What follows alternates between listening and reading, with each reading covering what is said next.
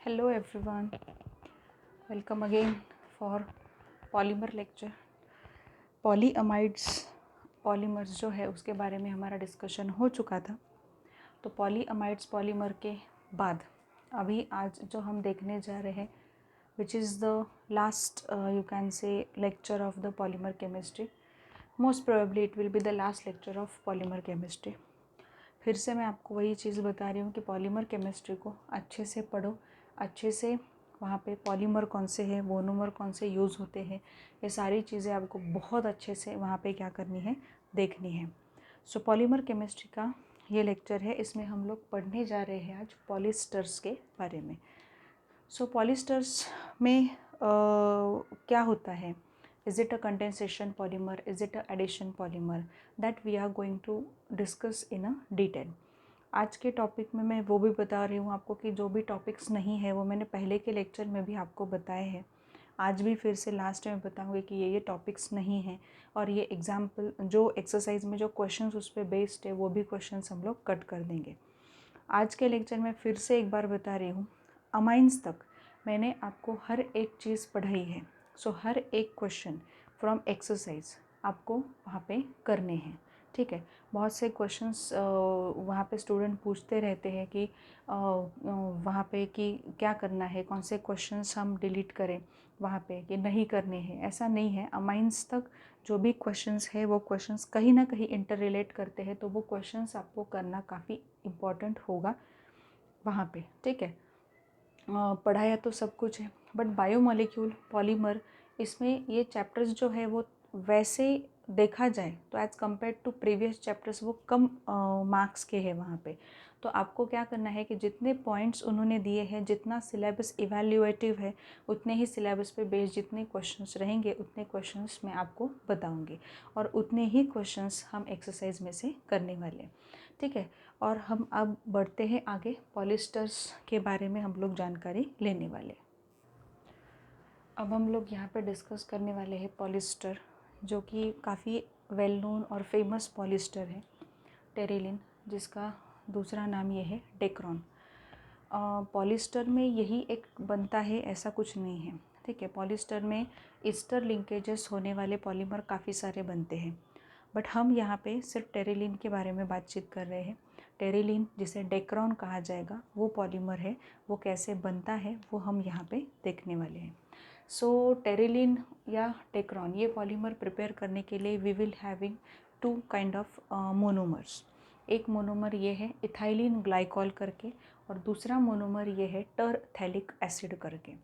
सो ethylene glycol के n units लेने हैं, टरथैलिक एसिड के n यूनिट्स लेने हैं। टेम्परेचर होगा 420 460 केल्विन तक, काफ़ी हाई टेम्परेचर वहाँ पे हम लोग रखते हैं।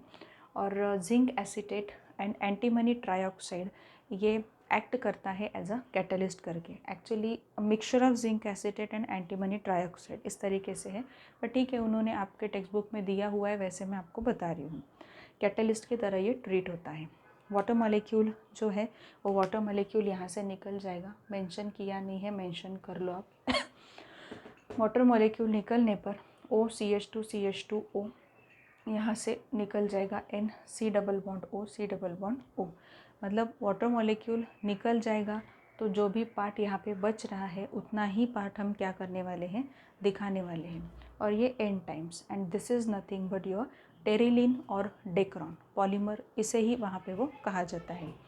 अब यहाँ पे टेरिलिन डेक्रॉन ये जो है ये ईस्टर लिंक आपको दिखा रहा है। कहाँ पे ईस्टर लिंक है, ये जो लिंक यहाँ पे आपको दिखाई दे रही है ये ईस्टर लिंक है। तो ईस्टर लिंक यहाँ पे दिखाने वाले और भी पॉलीमर्स होते हैं, ठीक है। लाइक जैसे हमने कहा कि पॉलीकार्बोनेट्स जो होंगे तो वो भी it is a kind of polyester, ठीक है, बट वो थर्मोसेटिंग रेजिन के इसमें वो बिलोंग करता है। हाई मेल्टिंग पॉइंट है, पॉलीकार्बोनेट की मैं बात कर रही हूँ।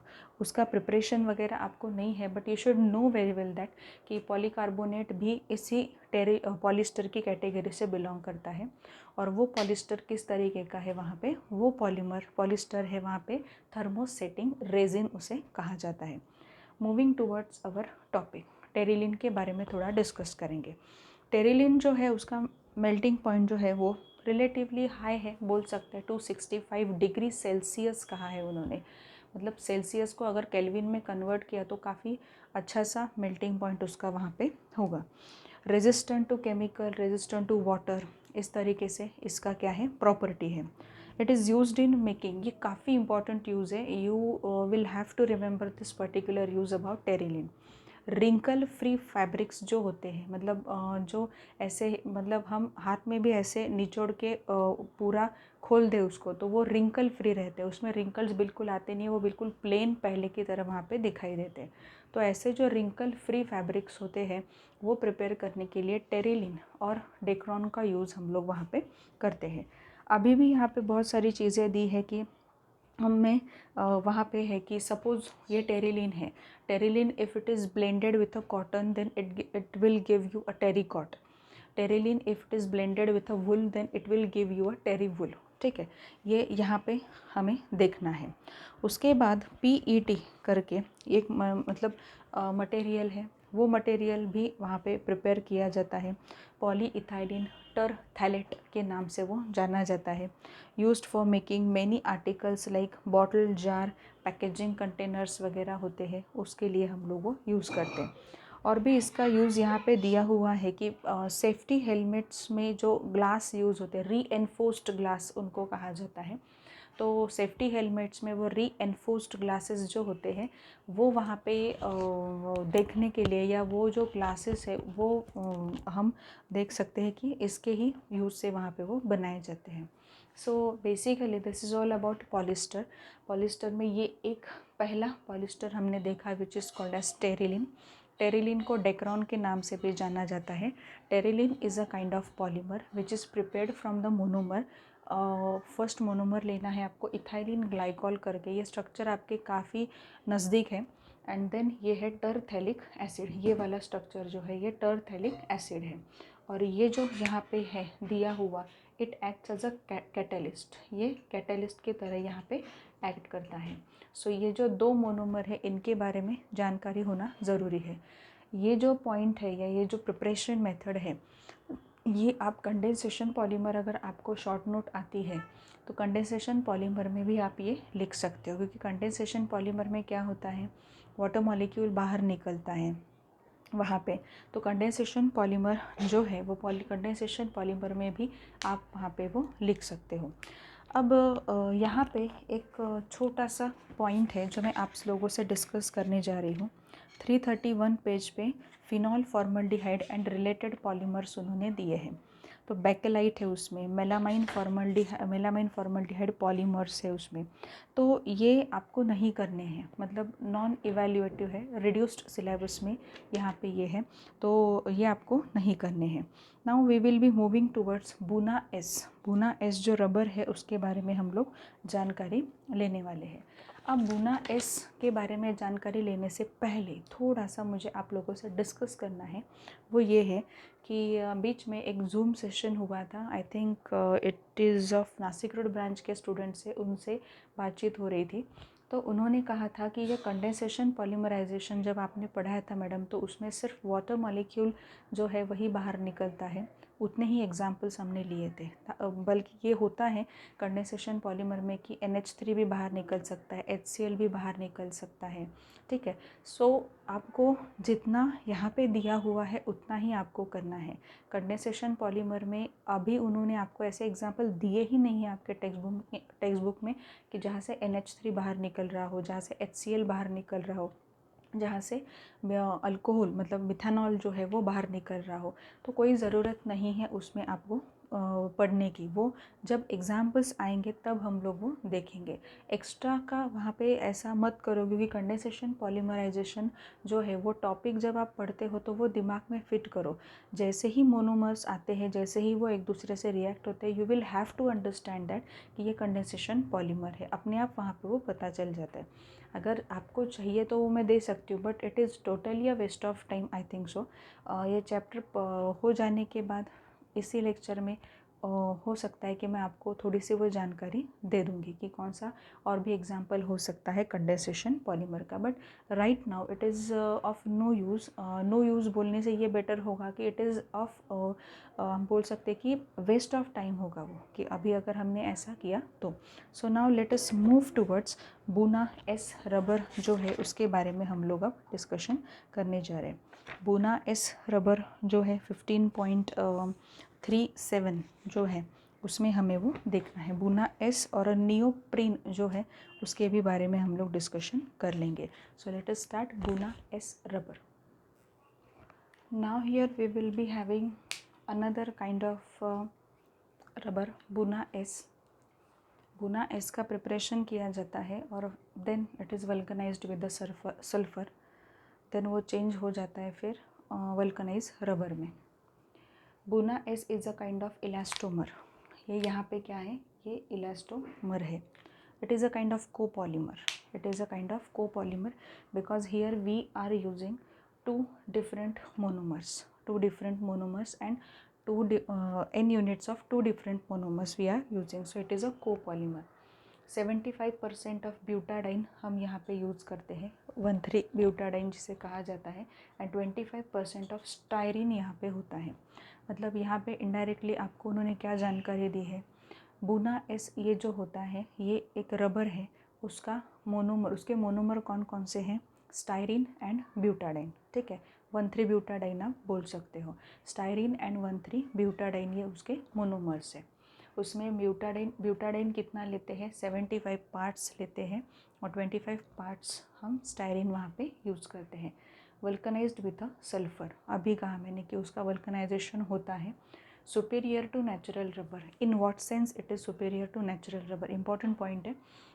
ये जो बूना एस रबर है, ये buna S rubber it is superior to vulcanize rubber. मतलब नेचुरल रबर जो हमारा होता है, नेचुरल रबर से मैकेनिकल स्ट्रेंथ में एब्रेजन रेजिस्टेंस जो होता है उसमें वो वहाँ पे काफ़ी ज़्यादा अच्छा है उसके कंपैरिजन में। नेचुरल रबर में मैकेनिकल स्ट्रेंथ भी कम होती है, एब्रेजन मतलब आप अगर उस पर थोड़ा स्क्रैच करो तो ये वहाँ पे वो फट जाता है बिकॉज मैकेनिकल स्ट्रेंथ काफ़ी कम हो जाती है। यहाँ पे ये जो बूना एस रबर है it is very very superior than natural rubber in terms of mechanical strength and abrasion resistance, used in tyre industry. Tyre industries में वो वहाँ पे यूज़ होता है। Then moving towards the reaction addition polymer, यहाँ पे ये है, जस्ट आपको दोनों को ऐड अप करना है, ज़्यादा कुछ नहीं है, कंडेंसेशन नहीं है, कोई भी कुछ भी वहाँ से बाहर नहीं निकल रहा। सो यहाँ पे ये एडिशन पॉलीमर है। एडिशन पॉलीमर एक्चुअल में यहाँ पे K2S2O8 मतलब पोटेशियम थायोसल्फेट के प्रेजेंस में ये रिएक्शन होती है। टेक्स्ट बुक में आपके नहीं मेंशन किया है तो लीव इट, ठीक है। K2S2O8 के प्रेजेंस में रिएक्शन इसकी हो सकती है। सो कुछ नहीं है, यहाँ का डबल बॉन्ड हटा दो, यहाँ का हटा दो, यहाँ का हटा दो और बीच में डबल बॉन्ड करो, आपका बन जाएगा यहाँ पे ये क्या बोलते हैं इसे, बूना एस रबर, ये यहाँ पे कहलाएगा। तो बूना एस रबर ये है, यहाँ पे ये स्टायरीन है C6H5CH डबल बॉन्ड CH2, ऐसे भी आप लिख सकते हो। यहाँ पे 1,3 ब्यूटाडाइन है, इस फॉर्म में भी आप वहाँ पे मेंशन कर सकते हो। And it is a kind of addition polymer, it is a kind of addition polymer. So now let us talk about neoprene. Neoprene जो है उसके बारे में हम लोग डिस्कस करेंगे। कुछ नहीं है, CH2 वैसे ही लिखा है, CH2 एज इट इज़ है CH और इसके बीच में डबल बॉन्ड CH2 यहाँ पे ब्रैकेट करके एन टाइम्स यहाँ पे लिख दिया है। सो ये यहाँ पे होगा बूना एस के बारे में जो भी जानकारी है वो मैंने आपको यहाँ पे दी है। याद रखना है बूना एस में मोनोमर कौन से हैं, कौन से यूज़ करते हैं। मोनोमर जो होते हैं वो मोनोमर 1,3 ब्यूटाडाइन एंड स्टायरीन, ये मोनोमर है। It is a process of co-polymerization because we are using here different kind of monomers to prepare a particular polymer. So now let us talk about neoprene. neoprene के बारे में थोड़ी जानकारी लेते हैं। अब यहाँ पे हम लोग नियोप्रीन जो रबर है उसके बारे में डिस्कशन करने वाले। ये मोनोमर मतलब सिंथेटिक पॉलीमर है।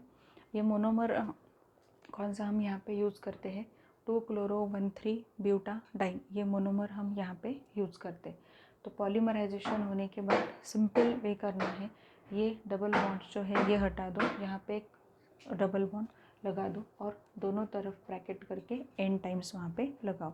सो दिस इज़ योर नियोप्रीन, ये नियोप्रीन वहाँ पे बन रहा है। अब नियोप्रीन जो है उसको भी वल्कनाइज करना पड़ेगा, बट उसका जो वल्कनाइजेशन होता है वो वल्कनाइजेशन मैग्नीशियम ऑक्साइड के प्रेजेंस में वहाँ पे होता है। कैसे होगा अब देखो, अब ये Cl है, ऐसे ही यूनिट्स आगे बढ़ते रहेंगे। ये मैंने यूनिट्स यहाँ पे लगाए हैं। प्रीवियसली C से लेके Cl अटैच होगा, C से लेके Cl, इस C से भी Cl अटैच होगा। तो जब हम मैग्नीशियम ऑक्साइड यहाँ पे ऐड करते हैं तो एक्चुअल में वो जो मैग्नीशियम है और यहाँ का जो Cl है वो MgCl2 का फॉर्मेशन करता है और वो वहाँ से बाहर निकलता है और यहाँ पे ऑक्सीजन की लिंकेज आपको मिलती है। इसलिए बहुत सारे टेक्स्ट बुक में ये दिया हुआ है कि neoprene is a kind of condensation polymerization, though it looks like a addition polymer, it looks like a addition polymer, but हम जब उसमें मैग्नीशियम ऑक्साइड डालते हैं तो मैग्नीशियम ऑक्साइड डालने के बाद MgCl2 वहाँ से बाहर निकलता है और वो MgCl2 जब बाहर निकलेगा वहाँ से तो वो वैलेंसी वहाँ पे एडअप हो जाती है ऑक्सीजन से। मतलब ये जो है सपोज़ ऐसे ही यूनिट्स हमने यहाँ पे पकड़े, तो ये जो यूनिट्स है CH2 है, यहाँ पे CCl है, डबल बॉन्ड CH है, यहाँ पे CH2, फिर से CH2, फिर से CH double bond CCl CH2, इस तरीके से ये जो Cl है, ये जो Cl है, यहाँ पे ऑक्सीजन का प्रेजेंस आ जाता है। It is because of addition of that MgO into this particular unit. So ये इम्पॉर्टेंट है आपके लिए समझना कि इसे कंडेंसेशन क्यों कहा गया है। आखिरकार ये है यहाँ पे कि प्रिपरेशन मेथड में रबर में थोड़ा सा आपको ध्यान में रखना पड़ता है कि वल्कनाइजेशन भी हो रहा है तो वल्कनाइजेशन में क्या बाहर निकल रहा है।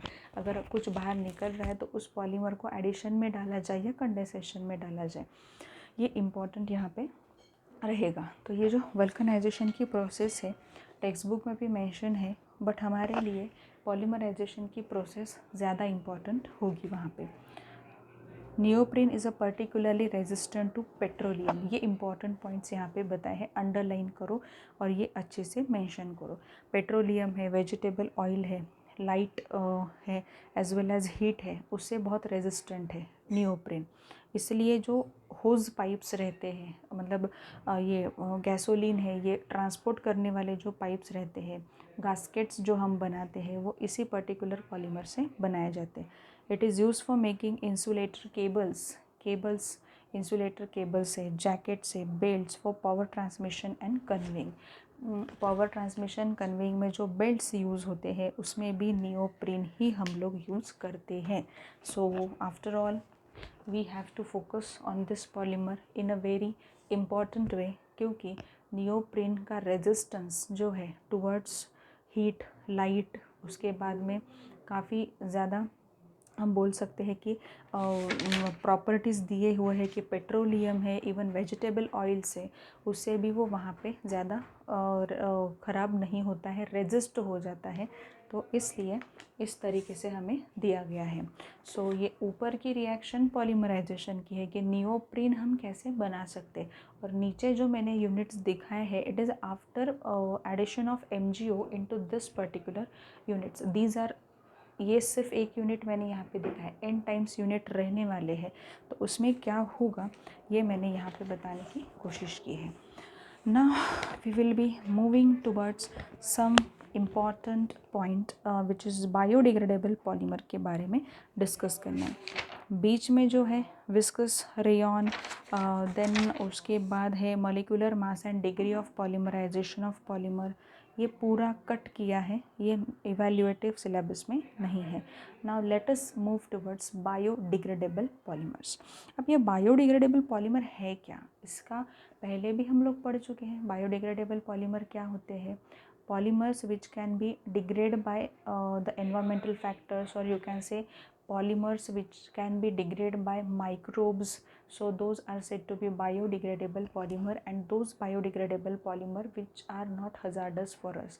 So efforts were making are more for making this kind of polymer, biodegradable polymer. So let us look at कि biodegradable polymer कौन कौन से हैं, क्या है, किस तरीके से वो बनाए जाते हैं। Let us focus on biodegradable polymers. अब यहाँ पे बायोडिग्रेडेबल पॉलीमर्स के बारे में डिस्कशन हो रहा है। इंट्रोडक्टरी पार्ट में उन्होंने दिया है कि एलिफेटिक पॉलिस्टर्स होते हैं या एलिफेटिक पॉलीअमाइड्स होते हैं, हम उनको बना सकते हैं और वो बायोडिग्रेडेबल कैटेगरी में हम उनको डाल सकते हैं। ये इम्पॉर्टेंट पॉइंट ऑफ व्यू यहाँ पे हमने क्रिएट कर लिया है कि बायोडिग्रेडेबल पॉलीमर हम बना सकते हैं। तो यहाँ पे पहला बायोडिग्रेडेबल पॉलीमर है PHBV, जिसका नाम है poly beta hydroxy butyrate, poly hydroxy butyrate valerate actual में, बट पूरा नाम ऐसे दिया जाता है पॉली बीटा हाइड्रोक्सी ब्यूटायरेट को बीटा हाइड्रोक्सी वैलेरेट। को पॉलीमर है, इसलिए जो यूनिट्स हम यूज़ कर रहे हैं मोनोमर के वो अलग अलग यूनिट्स हैं, इसलिए यहाँ पे वैसे दिया है। कौन से यूनिट्स है? Beta hydroxy butyric acid and beta hydroxy valeric acid, ये हम यहाँ पे यूज़ कर रहे हैं। अब आप बोलो कि मैडम वैलेरिक एसिड क्या है, ब्यूटायरिक एसिड क्या है, ये हमें पता नहीं है। सो इसमें मैं कुछ नहीं कर सकती। कार्बोक्सिलिक एसिड के लेक्चर्स फिर से आपको देखने हैं। ये अल्फ़ा पोजीशन है, ये यहाँ पे बीटा पोजीशन है, ठीक है। वैसे ही अल्फ़ा बीटा पोजीशन पता है आपको, जो मेन फंक्शनल ग्रुप होता है उसके बिल्कुल बगल में जो कार्बन होता है वो अल्फ़ा कार्बन है, और अल्फ़ा कार्बन के बगल में जो कार्बन होता है वो बीटा कार्बन होता है। So beta hydroxy butyric acid and beta hydroxy valeric acid. अब ये जो है पर्टिकुलर पॉलीमर ये प्रिपेयर होता है, it is degraded by microbes से वो डिग्रेड हो सकता है। इसका मतलब ये है बेसिकली कि एनवायरनमेंट में वो एक्यूमुलेट नहीं होता रहता, डिग्रेडेशन हो जाता है और वहाँ से एनवायरनमेंट में कुछ भी इफ़ेक्ट वहाँ पे वो हज़ार्डस इफ़ेक्ट नहीं दिखाता। तो यहाँ पे वही है कि यहाँ से हम बोल सकते हैं कि हाइड्रोजन गया और यहाँ से ये जो है ये OH चला गया, ये हाइड्रोजन निकल गया, यहाँ से ये हाइड्रोजन निकल गया, ये OH निकल गया। तो यहाँ पे उतना ही सिर्फ आपको करना है, वाटर मॉलिक्यूल रिमूव हो जाएगा। कितने वाटर मॉलिक्यूल्स रिमूव हो सकते हैं? n टाइम्स वाटर मॉलिक्यूल वहाँ पे रिमूव हो सकते हैं। So that is going to be very important for us कि n टाइम्स वाटर मॉलिक्यूल यहाँ पे रिमूव होने वाले हैं। ये n टाइम्स वाटर मॉलिक्यूल जो है ये आपको एक पॉलीमर देते हैं, OCH CH3 CH2 C double bond O, यहाँ पे OCH CH2 CH3 CH2 and C double bond O। तो ये मिल गया आपको PHBV वाला पॉलीमर।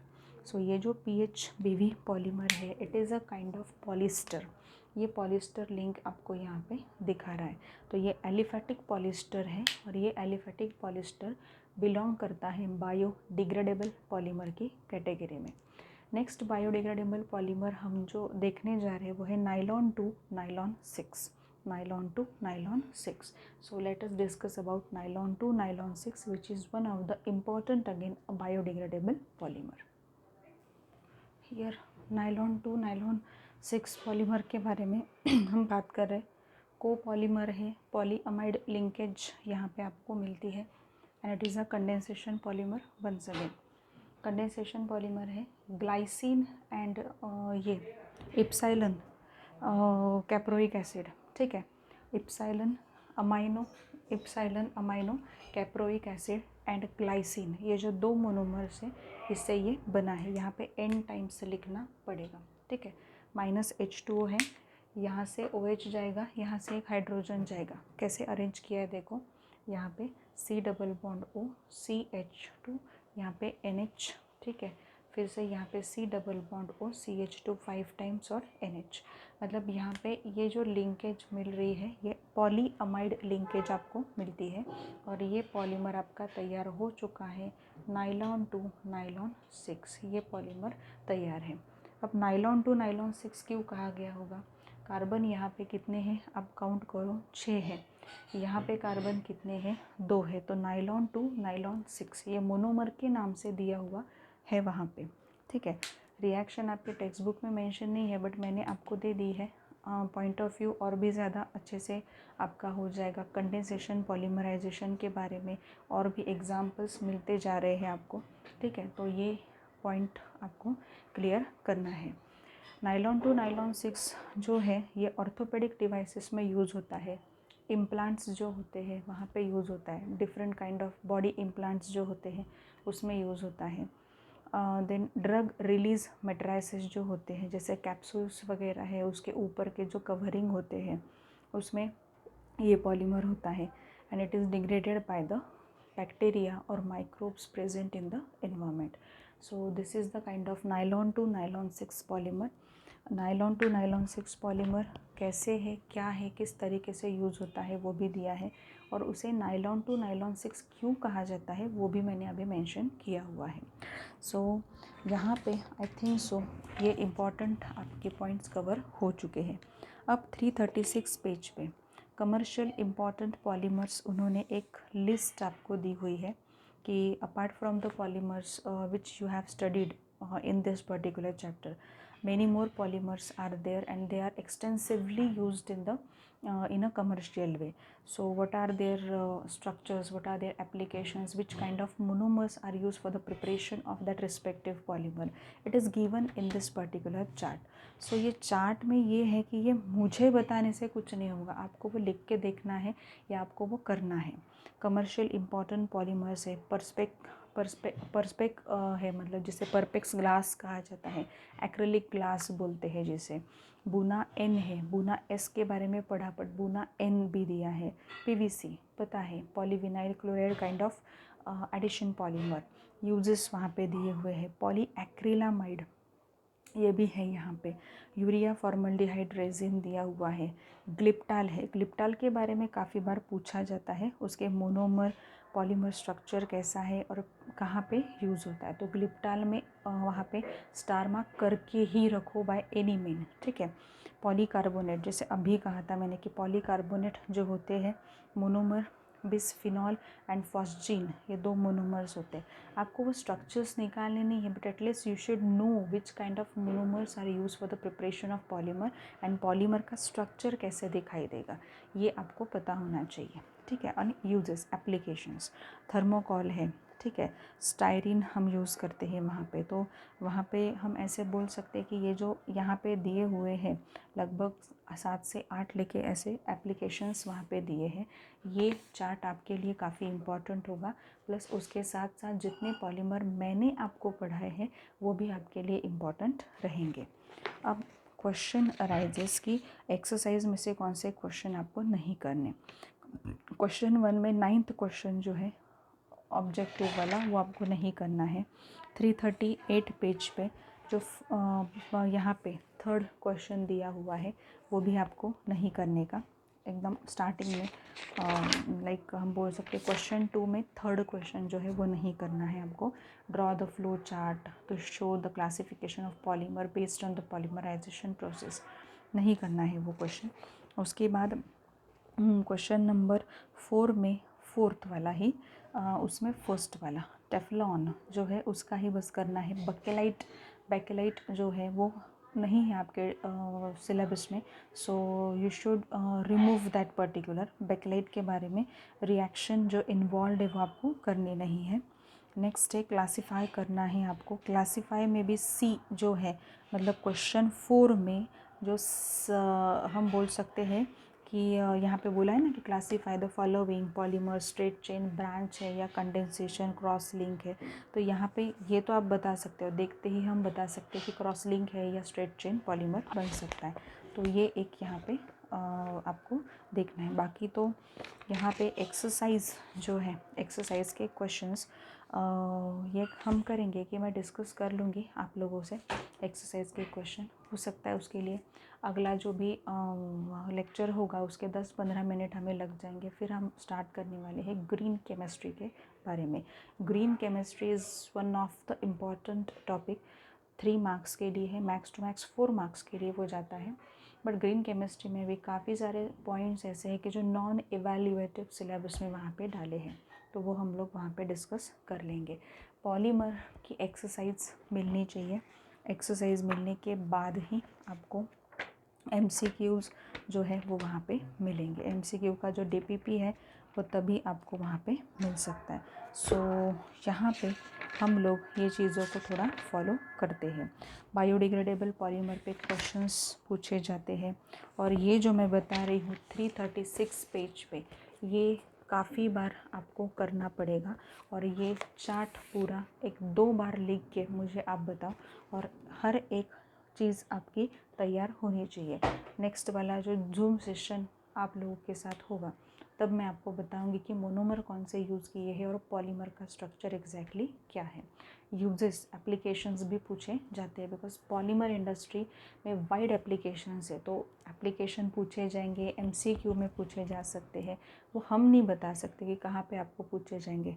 आपका लक अच्छा है तो 2-2 मार्क्स के लिए भी एप्लीकेशंस वहाँ पे पूछे जाते हैं। बट नेक्स्ट लेक्चर में हम लोग क्या करने वाले हैं, आप कवर करने वाले हैं एक्सरसाइज के कुछ क्वेश्चंस में डिस्कस करूँगी। एक 10-15 मिनट लगेंगे and then we will be starting with the green chemistry. Green chemistry का पार्ट हम तुरंत वहाँ पे स्टार्ट करेंगे।